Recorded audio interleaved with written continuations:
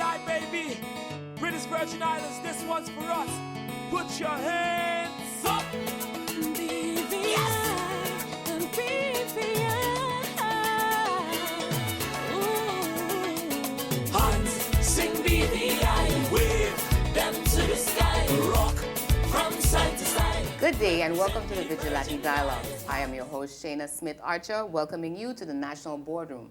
If this is your first time listening to our program, each week our goal is to have a conversation with our guests about issues affecting our quality of life and the solutions to them. The Vigilate Dialogues is sponsored by Smith & Associates, your business planning and project management specialists. Call us at 340-1199 for a free consultation. Here on our program, out of my many hats, I am Shayna Taxpayer.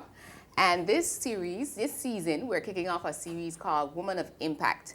And so we're having special guests that are going to be talking about the differences that they're making in their community and to inspire other young women to do the same. With me today, I have Woman of Impact, Miss Sylvia Moses, business owner, career public officer, and a political activist. Hi, good Welcome. morning. Well, Sylvia, I'm looking forward to our conversation. Again, like me, you have many hats. Yes. So you're out there in the community doing a lot of different things. So let's start out by just telling us about yourself. Well, to add to what you said, I'm a daughter of the soil. I hail from West End. I grew up between West End and Frenchmanski, as well as Salt Island, where my mom is from. Like you said, I was a public officer. And I was a public officer for 35 years. Oh, wow. So yes, I joined right out of high school in 1983. And I started as a clerical trainee, worked my way up to become the Commissioner of Inland Revenue. Mm-hmm. And then I moved on to being the Director of International Affairs within the Premier's office. Okay. Yes, you said taxi driver or you said business owner. I took over my father's taxi business. Unfortunately, at the moment, it's at a standstill because of what is happening with COVID-19. But as soon as we get the green light, that'll be up and running again. Okay. All right. So in terms of your career choices, why did you go in terms of working for government?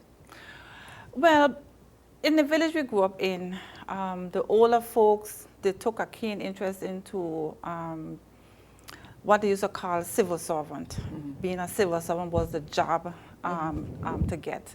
So when I was in high school, I put into job training at the Treasury. Okay. And I liked it a lot. So even before I graduated from high school in 1983, I had applied to the government for a job, and I was successful. So the 5th of September 1983, I started working at Inland Revenue. Mr. Sidney Bradwitt was my commissioner. Okay. And I'll never forget when I walked in that office, had a morning conversation with him, and he pulled out this tattooed document and gave it to me and said, read this and come back in a week and tell me what it says. So when I looked at it, it was the Income Tax Act. Okay.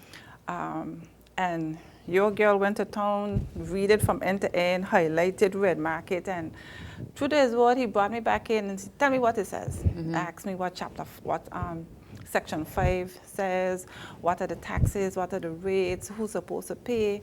So I like that kind of thing because it was challenging for me, and I continued in the department. And like I said, I worked my way up. Every opportunity I got for training, traveling, I took it, and that helped me to become, I guess, the woman that I am today. Okay. In terms of your 35 years in the public service, you started out at the Inland Revenue, and then you progressed through to, you said the last role was? The Director of International Affairs at the Premier's office. Okay, so what did that entail? Well, the BVI, like any other country, we have relationships with other countries, and those relationships have to be maintained. The BVI also have relationships with other entities like OECS, CARICOM, and so the International Affairs Office manage, oversaw, and ensure that the relationship that BVI had continued on a positive note, that the BVA's reputation was intact, was on a very high level. The office also managed the BVA London House and BVA House Asia, because we have businesses or in terms of like partnerships. yeah, can we cut that, right? Yeah, you can cut that.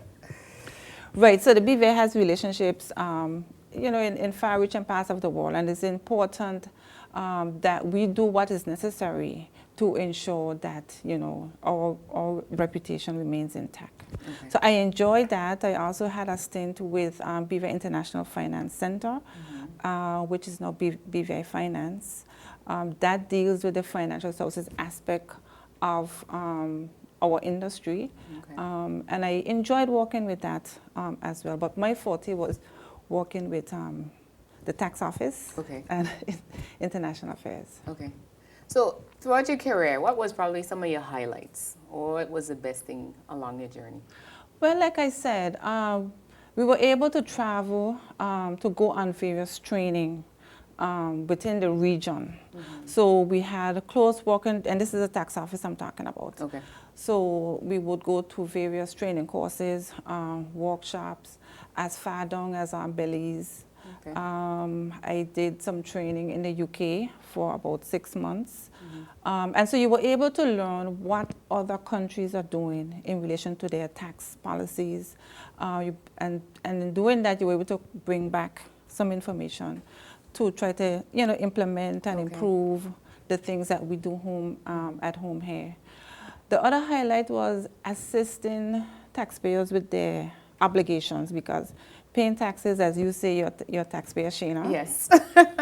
We all have that responsibility to pay into the government what is rightfully due. And so it gave me a lot of pride and joy to help, especially the small businesses, as we would say, the small man, you know, to help them to ensure that they are up to date in their filings and ensure that they have their tax records up to date, because in addition to making those submissions to Inland Revenue, they also have to make submissions to Social Security, to the banks. Even sometimes their suppliers want to see, you know, certain information. So it was a joy to help the public in that respect. In that capacity. What was the most challenging? Right, so the wheels of government, as you would know, Shana, spins very slowly. So you would have a lot of initiatives or programs that you would want to implement to improve, you know, your operations. And you know, it would take a while. Even legislative amendments that you would need to keep pace with not only what is happening locally, but we live in a global village, so you need to keep pace with what's happening internationally. So sometimes those changes would come, you know, later, or not as soon as you would like to see them. So you would have to try now to ensure that whatever you do have, you use it to the best of your ability, to ensure that your targets and your goals that were set for you with the budget, your annual targets, you know, you are able to achieve those. Okay, as far as it relates to revenue collection. Revenue collection, exactly, good. Yes. Awesome. So you did public service for 3 decades and a half, and then you pivoted and you went into being a political activist. How was that transition? Well, in speaking with various people about, you know, how the BVA has developed over the years, persons recognize that, you know, Sylvia, you might make a good representative someday. So when I came to the point now of retiring, back in 2000, well, it was 18 at the time, 2018, I had made mention to somebody within the Western area that, listen, I done put in 35 years, I'm going home, I'm going to help daddy do this, that. They said, no, we have some work for you to do. I'm like, what are you talking about? Next thing I know, you know, folks calling, people coming to see me, Sylvia, we need for you to do X, Y, Z. So even before I had retired from the public service, the plan that I had changed because somebody said, or folks said, no, come Sylvia, we need you to help us to get some things done within the community to, you know, improve upon some things, the lives and the way that the village is. So I said, okay, I've been serving the public anyway. Yeah. So this would just be another In a way. different role. Yes, exactly. So how was that experience in terms of running for the, I think it was 2019 elections? Yes. It was a good experience, albeit my time was short. And I said the reason why, because I had put in for retirement and I just couldn't, you know, when you're a public officer, you can't come out on any public platform like that. So the time was short, but within that short period of time, I got a lot of support. Even though I was not successful at gaining the seat, I don't count it a loss. I think I count it a gain because I still have folks saying to me, Sylvia, we're waiting on you. Sylvia, we're looking for you. Sylvia, what you doing? So I think it was a good experience. Okay. Yes. Awesome. And you know me, I always get excited when I see women get into politics, so that's not showing it. So, well, what motivates you? And I guess you've touched on this in terms of like your life's passion, and I hear one of them being in terms of helping people. Right. What motivates me? So, in my life, I have looked at a lot of women who have helped to mold me. And you may not know this, but your great-grandmother was one of them, Melvina Smith. Okay. Yes, she raised my mother, and so in growing up in her household, she was a very strict disciplinarian. And even to today, some of the words and phrases that she used to use, I find myself using them. Okay. With my children. I'm like, oh, geez, I think I'm old now. Yeah, so she's one of them. The other one was my grandmother, Clementine Smith. I think she was a very strong woman. I used to see her walk from, well, it wasn't every day because we would go over to Salt Island on summers and Christmas breaks or Easter's. And then after she got up in age, she came to Tortola to live, and she was with us for some time, with my mom. And I used to see our grandmother get up from morning till night. She just going. And one of the things I used to admire, especially when Christmas come in, she used to change up her whole house. The whole routine. No, the house may be just as big as this room. But by the time she's finished, new plastering on the wall, the chairs in a different position, the bed someplace different. So even till today, I still have that. I still have that in me. And then growing up in West End, this lady, Dr. Nadine Battle, she was my mentor at the time. Now growing up, you don't know them a mentor, but you know about somebody. Yeah, like a role model. Yeah, who like you and you like her. So I used to spend a lot of time with her. And even till today, we still have that connection, that close relationship. Great. And of course, I have to say my mother. I saw my mother. She didn't work until I was, I think, going into third farm, where she started at Long Bay. And she was a waitress over there for a long time. And even when I came out of high school, one of the first jobs that I got was a waitress position at Sugar Mill. And even working down at, it was Bananas at the time.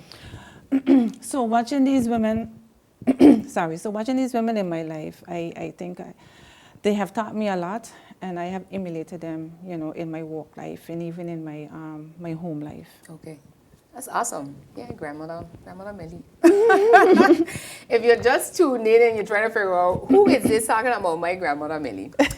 I am here talking with woman of impact, Sylvia Moses. She's a business owner, a political activist, and a career public officer. And she's been sharing with us about her journey and touched on a little bit about life's passion. And I'm really glad you talked about those role models.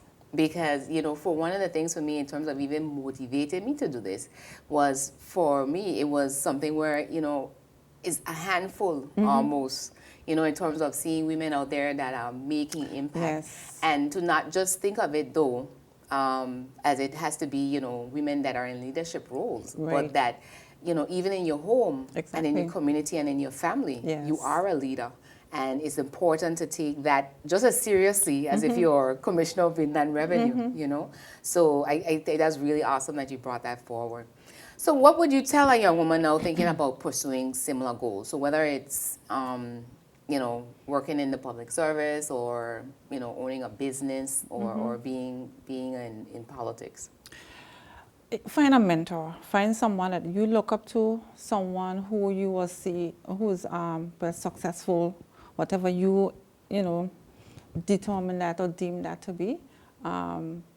Read a lot, be a lady, but also be assertive. Okay. Because certainly working in the positions that I have been in, you definitely have to be assertive. Not rude, not arrogant, not pushy, but certainly, showing that you're confident in what you're doing, because you're going to come upon individuals who are going to press your buttons. And so you have to remain focused and, stand your ground, but respectfully, do so. Pursue your dreams. Whatever those are, yes, you might have some stumbling blocks that might cause you to, falter a little bit, but BVI has a lot to offer. And someone said to me the other day, so why you didn't go after the States or wherever? I said, why? We have a lot of opportunities here. People are still coming to BVI for jobs. Why should I leave? I find that all that you can achieve in life, you can achieve it right here within BVI. Yeah, that's good. Great advice. So how do you balance your life with all that you have to do? Couple things. I like to sail. Okay. So anything with the seawater and boats, I like to do that. I remember growing up when we had to travel up to Salt Island. With Mr. Manny, who's Kelvin Hodge's father. Dad used to put us on Mr. Manny boat and we would go up to Salt Island. And sometimes it rough like hell, Shayna. and Mr. Manny would just throw the sail over us. Yeah. And we going up, going up the channel. So, I enjoy that, being on the water till now. So going to the beach and sailing, I find helps to help me to focus, help me to think. What else helps me? You have to have other people in your life. So my family members, my sisters, they have helped me along the way. Because sometimes when you have to travel, sometimes you would come in today and they would tell you, you have to travel next week. So sometimes you get to unpack your bag self. But because I had strong family support, I think I was able to achieve what I have today. So I say thanks to them as well. Okay, awesome. So what's next for you? Well, presently I'm working in real estate. So I'm a real estate associate with REMAX, and I enjoy that. We have a lot of gorgeous properties throughout this territory. And so I'm helping again people to find whether it's their apartments, a villa, a second home, their first home. So that's my focus right now. Of course, I still have folks saying to me, Sylvia, we didn't forget you, we still need you to come. So I'm also working on, moving forward on that political platform as well. Okay, awesome. All right, anything else you want to share? We actually wrapped up real quickly today.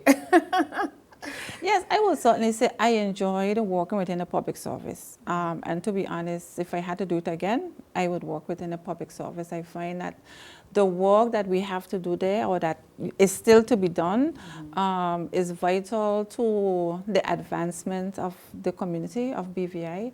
And we do have some very brilliant and strong public officers. I would really hope to see a lot of things improve within the service going forward. I think we can do better in a lot of respect.